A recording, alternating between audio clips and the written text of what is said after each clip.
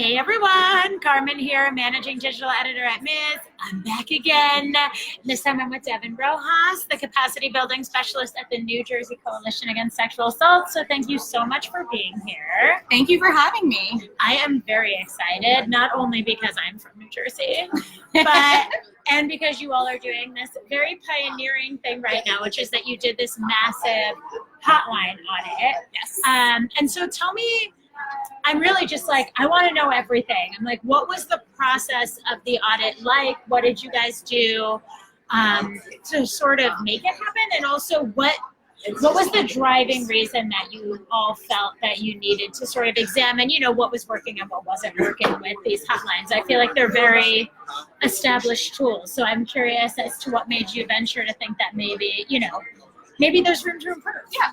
That's a great question. So I'm going to start with that first one of what the driving force behind it was. It's really important to us at NJ CASA that all of our work reflects the needs of the community and the needs of survivors. And it's important for us to be able to be strategic and targeted with the limited resources that we do have so that we're really intentional in everything that we're doing. And as we know with a lot of work, there's a ton of models, there's a ton of ways to approach things. And so we wanted to be really data-driven and survivor-centered in our approach in deciding what we're going to be investing our capacity building and our technical assistance and our training efforts into. And in order to do that, we needed to establish a baseline of what's actually happening on the ground, what are the actual experiences of survivors when they call hotlines, so that we could be really intentional moving forward. That's amazing. And sort of what did the audit look like? Were you talking to survivors? Were you sort of talking to folks who had called the hotline? Like, how were you evaluating those services? So the need for this came to our attention when we had several survivors reach out to us about their experiences. And so we decided, let's reach out and see what's happening. We wanted to be organized and strategic and transparent with our programs. Our goal at the coalition is to serve those who serve survivors. And so we really wanted to partner with them. And part of that included an online survey for folks who work in the local programs to complete around what their current hotline practices are. And then we developed a scenario where we simulated a hotline call, reached out to each of the shifts for all 21 of our county-based sexual violence programs, or sometimes referred to as rape crisis centers, and we simulated what's the experience of a survivor going through. And then we evaluated on the hotline responsiveness and on how they supported us in identifying needs and exploring options. What did the cultural humility and cultural responsiveness look like? And then we compiled all of that. Each program received an individualized report with where their strengths and their opportunities for growth were. And we're working individually with each program to develop an individualized strategic plan for growth moving forward. And then we compiled a statewide report of what are the statewide trends and where do we as the coalition need to be investing our advocacy and our training efforts. And then how can we take these findings and infuse them to all the other things that we're doing? So one of the things that this has been working alongside well is we're doing a statewide needs assessment of the needs of survivors, particularly those who have not engaged in our sexual violence programs or any other helping systems. And we've also revamped our 40-hour confidential sexual violence advocate training, which has very much been informed through what we found through the hotline audits. Awesome. And what are some of the, what would you say were some of the major takeaways from the audit that you think sort of service providers and advocates everywhere would maybe do well to learn to sort of integrate into their own work? So I think for anybody who's working in the field, the findings weren't shocking. There were a lot of challenges around language accessibility, particularly for deaf and hard of hearing survivors. And so that's something that we're going to be looking at creating resources and relationships moving forward. There was a lot of diversity in how advocates approach cultural humility and cultural responsiveness. And so now looking at how does our own identity inform our approach to advocacy? What is the history of sexual violence programs? And how does that history inform our approach to advocacy? And really, what are even the expectations of hotlines? And what role should they be serving moving forward? Are they simply a vessel for information referral, or should we be training advocates to provide supportive listening and crisis management, crisis intervention, and being kind of that supporting ear while a survivor decides if this is even an option they want to engage in? Totally. And you talked to about sort of integrating those findings into the work that you all are doing. So what are some of the big changes underway in the wake of the report? So the first big one that's really coming out is that we just received some funding for confidential sexual violence advocates at each of our programs. So each program will now have a person who's fully invested in developing a really robust and responsive advocacy team. And that's our first touch point to be able to start, because those are the folks that are answering the hotline, the actual advocates, right? And so now we have this great opportunity with this data that we pulled, with the strategic reports that we've created and the plans that we're developing to really start digging deep into what does advocacy mean? How do we approach it in a way that supports all survivors across all communities? And how do we as advocates continue to grow and develop to be responsive to the communities that we're serving? As some of the other things that we're doing, we've got a really exciting prevention campaign, engaging with a variety of communities, and there's a lot of principles that can be pulled out of these same kinds of things. A lot of advocacies around active listening and just hearing the needs of communities and learning to be a partner to a person rather than the expert who guides them. And so how do we infuse these principles into everything that we're doing?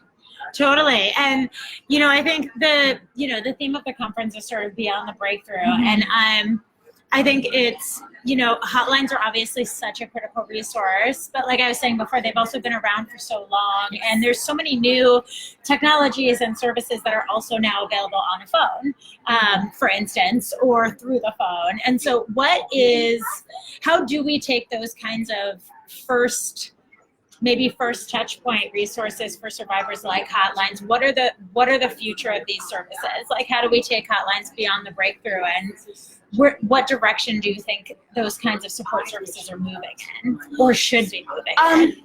So as you asked that question, I'm kind of thinking about the workshop I attended this morning, which was the revolution with the intersectional by Chimmy, and it was phenomenal. And one of the things that she was talking about that I think really resonated with how I'm thinking about these hotline audits is understanding the origins of our programs and our services, and understanding how that origin history informs how we are influencing communities and delivering services, right? And so when we really think about what was the origin of a hotline, and is that origin still meeting the needs of our communities? And with our communities, the demographics of the country changing, and there being so much language diversity, and us recognizing the needs of folks with disabilities and the LGBT community, and all of these populations that have historically kind of been pushed out of the mainstream feminist movement, are their needs being met? And so if their needs are not being met, do they have different needs than what has been informed through the development of hotline services? And how do we center those needs into creating hotline services? Using the infrastructure and the funding that we have,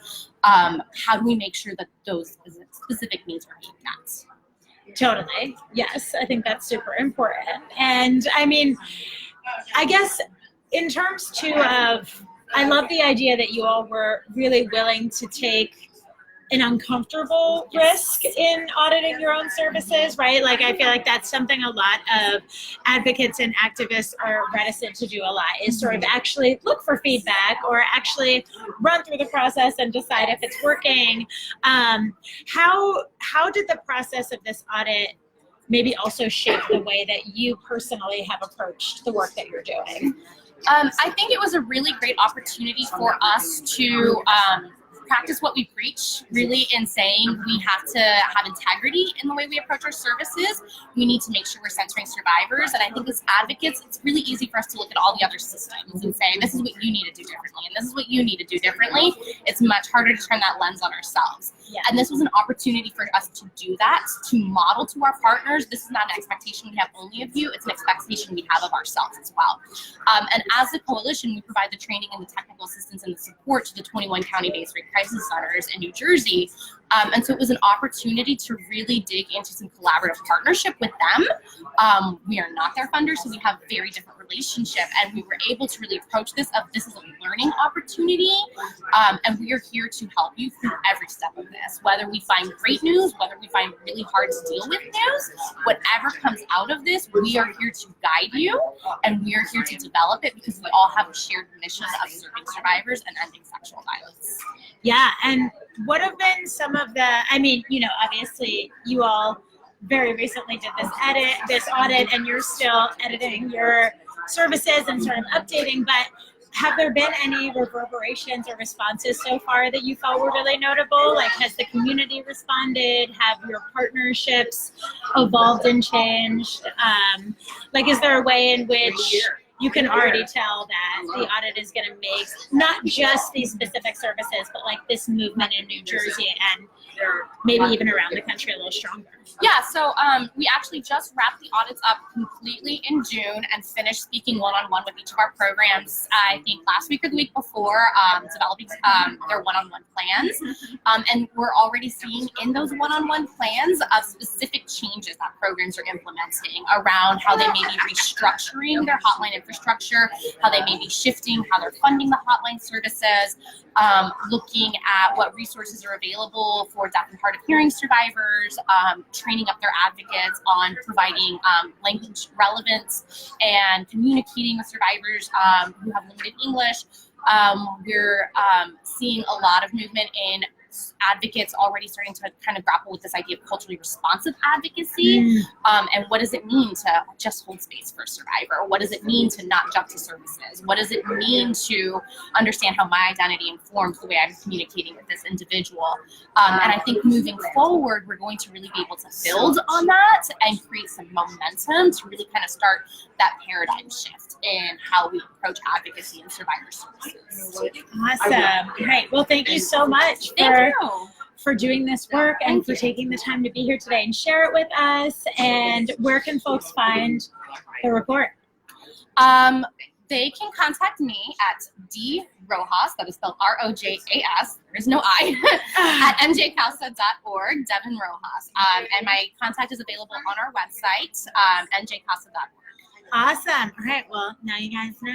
All right. Thank you so much. Thank you.